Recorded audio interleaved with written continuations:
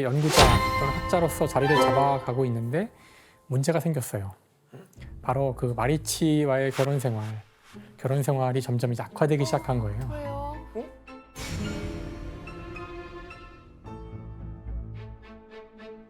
네, 결혼 후에 마리치는 1904년에 첫째, 1910년 둘째 아들을 낳으면서 결국 공부를 더 하고 싶었지만 그 꿈을 이루지 못하게 됩니다.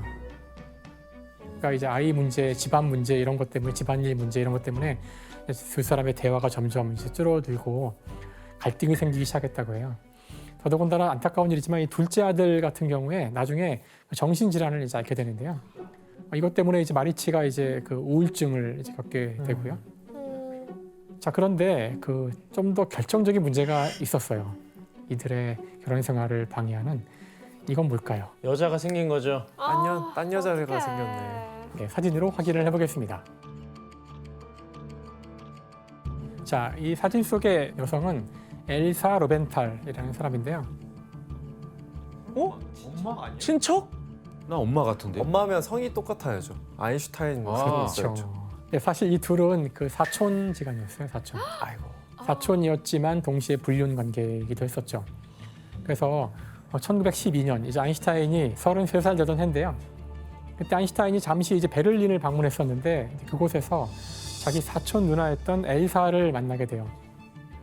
이때부터 이제 두 사람의 본격적인 관계가 시작됐다고 하더라고요.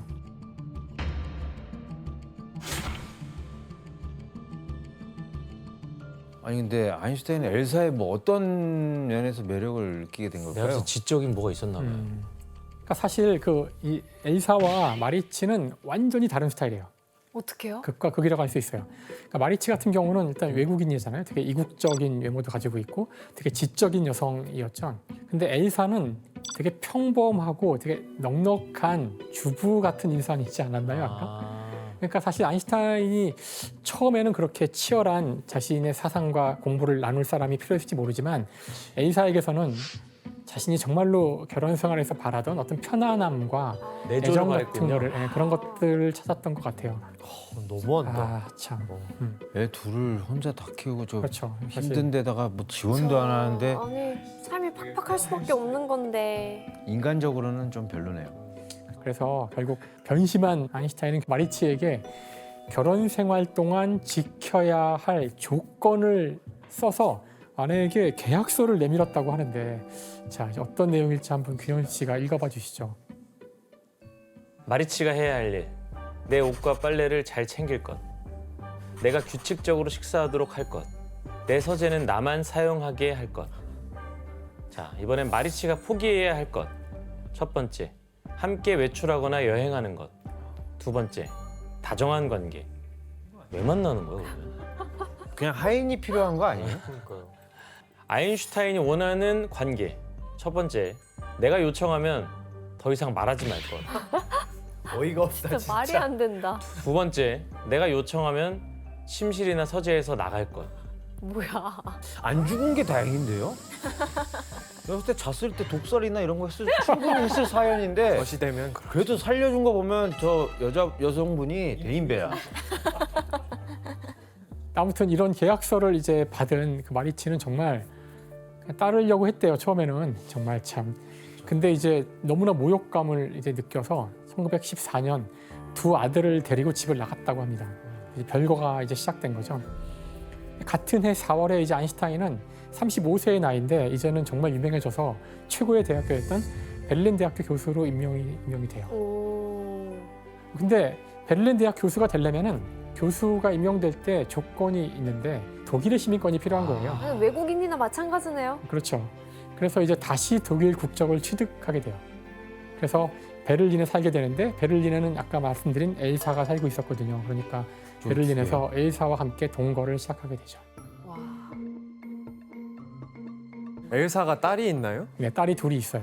원래 딸이 있었죠? 원래 있었어요. 아. 그러니까 지금 이 상황은 이제 아인슈타인이 자신의 아내였던 마리치와의 관계를 지금 정리하지 않은 거예요. 그 상태에서 엘사와 함께 베를린에서 새로운 가족을 만든 거죠. 아유. 그리고 이제 스위스에 있는 마리치에게는 아인슈타인이 이혼을 해달라고 요청을 해요. 근데 사실 그 금방 받아들여주지 않거든요. 더더군다나 마리치가 몸이 안 좋았어요. 이때 상태도 안 좋고 그래서 이혼을 하지 않겠다고 하죠. 그래서 막 이제 아인슈타인 전전긍긍하고 근데 아까 아마 유심히 들으셨으면 알겠지만 이 아인슈타인이 베를린으로 갔다는 1914년 전쟁이 일어났잖아요. 바로 전쟁이 일어난 해죠. 바로 제1차 세계대전이 발발하는 해입니다. 그러니까 하필 거기서. 네, 그래서 당시 독일은 이제 전쟁이 벌어지자 전 국민이 정말 그 전쟁 열기에 휩싸이게 돼요. 처음에는. 네. 아니, 많은 지식인들이 막 애국심을 내세우면서 전쟁을 지지하는 막 서명도 하고 그런 일이 벌어지게 되는데요. 전 국가적으로 전쟁 열기에 휩싸이던 때였는데 그때 아인슈타인이 여기에 동참하지 않고 오히려 공개적으로 전쟁을 비판합니다. 와, 용기 있네요. 이런 전쟁의 혼란 속에서 아인슈타인은 또 한 번 그 개인적인 고비를 맞게 되는데요. 바로 이제 위궤양이 생겨서 건강이 아주 악화됩니다. 아이고. 아주 위험해져요. 근데 이때 그 아까 베를린에 같이 있던 엘사가 그 되게 헌신적으로 아인슈타인을 간호했다고 합니다. 그래서 이제 둘의 관계는 정말 이제 뗄래야 뗄 수 없이 어떻게 가까워지게 그러면 끝이지. 되고요. 그래서 전쟁이 끝나는 해죠. 1918년. 그때 아인슈타인은 마리치에게 다시 한번 이혼을 하자고 제안을 하게 되죠. 자, 이제 여기서 정식 문제가 나갑니다. 이혼 안한 상태. 정식 타이밍이에요? 문제, 타이밍이죠. 어떤 제안을 했을까? 자, 아인슈타인은 마리치에게 이혼을 제안하면서 굉장히 특별한 조건을 걸었습니다. 그 조건은 무엇일까요? 자, 과학자가 가장 원하는 게 뭘까요? 정답, 정답! 가장 좋은 거. 정답. 자, 혜성 씨? 그 노벨상 받으면 좋은 일로 타게 되면 그거 너 줄게. 혜성 씨 정답. 혜성 씨 정답. 뭐를 줘? 상금 아니면 상금을 준다고. 이건 아닐 거라고 생각했는데. 상금? 나 너무 많이 갔나 내가? 하여튼 그 아인슈타인이 마리치에게 제안했던 조건은 바로 정확히 이거예요. 그러니까 내가 노벨상을 받으면 상금 전액을 위자료로 주겠다. 그러면 마리치도 그걸 믿어야 할 수 있는 거잖아요. 그러니까. 내 남편이 노벨상 탈 거란 믿음이 있어야 오. 그러게 말이에요. 믿음이 있었나 봐. 있었나 봐요. 내 남편 할 수 있다. 처음에 마리치는 당연히 거절을 했지만 아이들의 미래를 생각해서 그 조건을 수락했대요. 아. 그래서 1919년 두 사람은 공식적으로 이혼을 합니다. 그리고 아인슈타인은 곧바로 40세의 나이로 엘사와 결혼을 하게 되죠. 허성범 씨랑 신수미 기자님, 이 아인슈타인이 엘사와 재혼한 이후에 그 이후에는 뭐 다른 여자의 관계 그런 건 없었겠죠? 있으면 안 되죠. 네. 엘사가 사촌이잖아요. 네. 누구와 또 연문이 있었냐면 엘사의 딸 설마 일제라는 말도 안 딸과 스캔들이 있었습니다. 누가 아인슈타인? 아인슈타인. 그 말이 돼요? 그러지 마. 아인슈타인의 어떤 전기를 작성한 작가들의 주장에 따르면 이 일제와 감성이 좀 있었다고 하고 일제가 다른 사람과 주고받은 편지의 내용에 어떤 게 있었냐면요.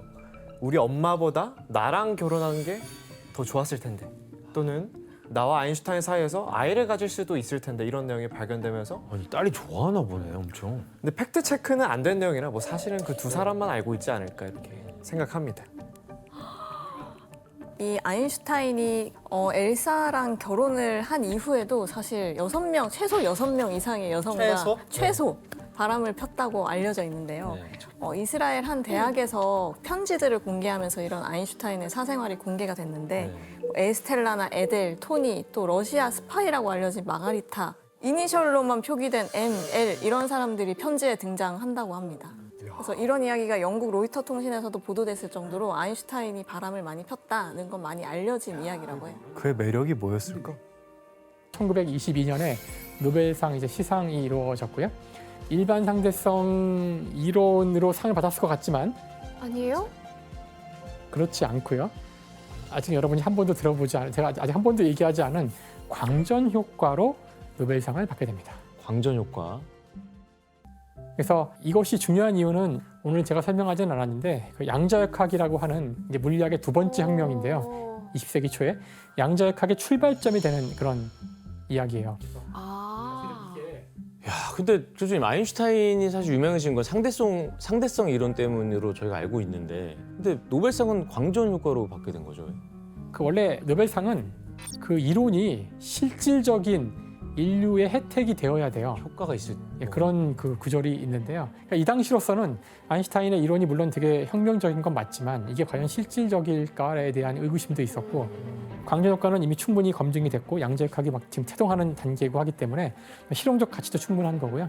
그래서 아마 이런 이유 때문에 아인슈타인의 업적을 인정을 하면서도 혹시 생길지 모르는 논란, 그래서 그런 논란을 피하기 위한 뭔가 절충이 아니었을까라고 생각합니다. 허성범 씨, 아인슈타인이 마리치에게 노벨상 타면 상금으로 위자료 준다고 했잖아요. 그랬었죠. 약속 지켰나요? 지켰습니다. 다행이에요.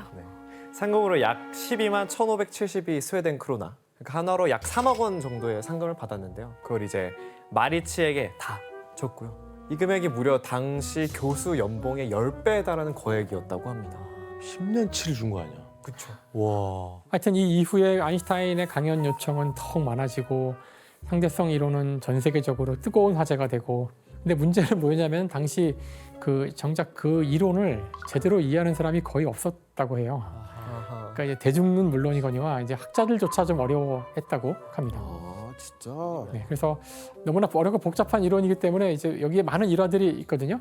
그래서 그 전 세계적으로 굉장히 인기를 끌던 한 사람과 나눈 대화인데요. 뭐지? 과연 그 주인공은 누굴지 한번 영상을 보시죠. 과학자 아닐까? 대통령? 대통령 그래 미국 대통령이나. 대통령 뭐 이런 사람일 것 같은. 찰스 채플린? 네, 바로 찰리 채플린입니다. 찰리 너무 뜻밖의 인물이에요. 네, 1931년 아인슈타인은 할리우드에서 찰리 채플린을 만났어요. 와. 당시 이 두 사람이 나눈 대화를 이제 규현 씨와 지원 씨가 한번 역할 분담을 해서 한번 읽어줘 보시죠. 당신이 하는 예술의 가장 위대한 점은 한마디도 하지 않아도 전 세계가 그것을 이해한다는 것이요. 맞습니다. 하지만 박사님의 명성은 더 위대하죠. 세상 누구도 당신이 하는 말을 이해하지 못하는데 모두가 존경하니까요. 완전 맞는 극단에 말이에요. 있는 사람이네. 정말 맞는 말이에요. 맞는 말이네. 말이 없어도 존경받고 말이 이해 뭔데 못해도- 이해를 못하는데 존경받고. 그렇죠. 시대를 초월한 이 두 스타의 이 대화가 지금까지도 명언으로 남아 있는데요. 근데 사실 이제 아인슈타인은 이젠 더 이상 과학자로서뿐만이 아니라 이제 문화의 아이콘이 돼서 굉장히 큰 관심을 받게 되는데, 특히나 이 시기는 미디어가 급속히 발전하던 시기예요. 그래서 이 아인슈타인의 일거수일투족이 이제 모든 기자들의 취재 대상이 돼서 와, 거의 셀럽인데요, 이제? 그렇죠. 이제 정말 셀럽이 된 거죠. 근데 이제 흥미로운 거는 아인슈타인이 이런 그 대중의 관심을 은근히 즐겼다고. 그러니까 원래 친구 없었어가지고 이런 관심을 처음 받아보니까. 자, 그런데 항상 그렇지만 이렇게 전 세계적인 스타를 막 승승장구해 가던 아인슈타인에게 큰 위기가 찾아옵니다. 아이고, 뭐지? 2차 대전인가? 그쯤인가 그러면? 바로 그겁니다. 사실 전쟁과 관련이 된 건데요. 1933년이 되면은 그때 아인슈타인이 54세가 되던 해인데요. 그때 히틀러가 독일의 총리가 됩니다. 아, 나치가 정권을 잡자 유대인에 대한 탄압이 시작돼요. 유대인이었던 이 아인슈타인은 어떻게 됐을까? 도망가야지. 망명. 네, 그래서 당시 이제 아인슈타인이 히틀러에 대해 남긴 글이 하나 있어요. 규현 씨가 한번 읽어주시죠. 그때 히틀러가 등장했다. 지적 능력에 한계가 있고 어떤 유용한 일에도 쓸모 없으며 자신보다 환경과 자연의 총애를 더 많이 받은 사람들에 대한 시기와 억울함으로 들끓는 자가. 누구 말하는지 딱 알겠어요. 네, 엄청 싫어했구나. 그렇죠. 사실 아인슈타인은 이 히틀러의 탄압과 폭력 이런 것에 굉장히 크게 우려를 많이 했고 자기도 되게 위험하잖아요. 그래서 3월 28일 날 벨기에 도착을 했는데, 미국에서 가서 도착했는데 그때 독일 여권을 반납하면서 시민권을 다시 한번 포기하게 됩니다. 두 번째로 독일 국적을 버리네요. 그러면. 그렇죠. 자, 이에 대한 나치 독일은 어떤 반응을 보였을까? 잡아와라. 잡아두는 거 아니에요? 벨기에에 있는데 어떻게 잡아와요? 암살해.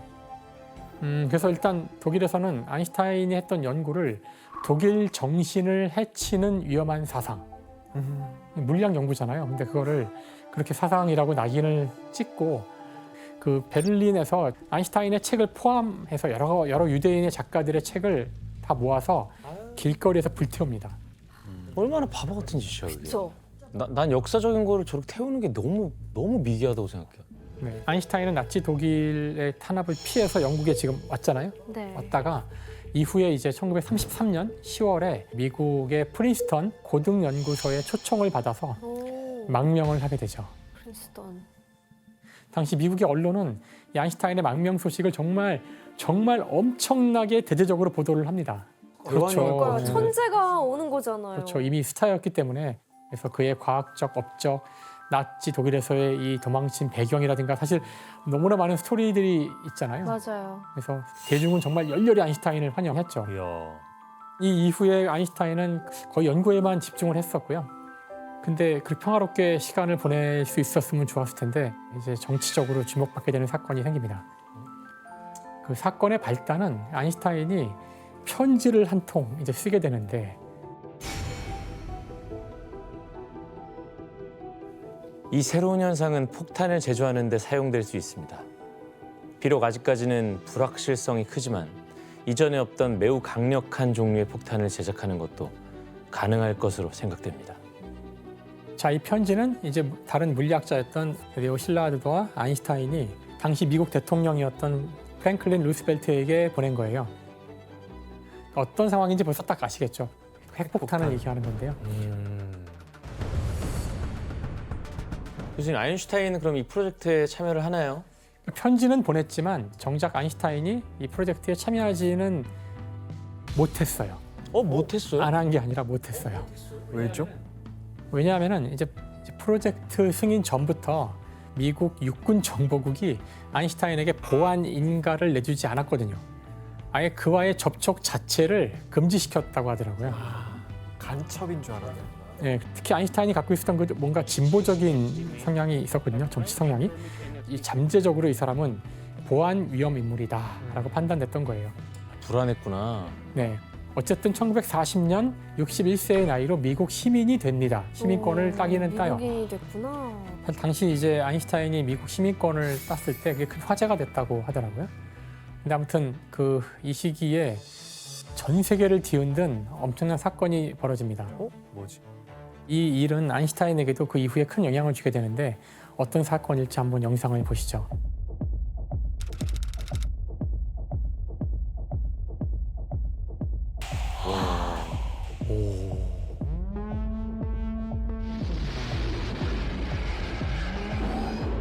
좀 좋아. 전후 모습이 저렇게 싹 없어진 거예요. 네. This is the record. Endless man hours of work. 아, 이거는 좀.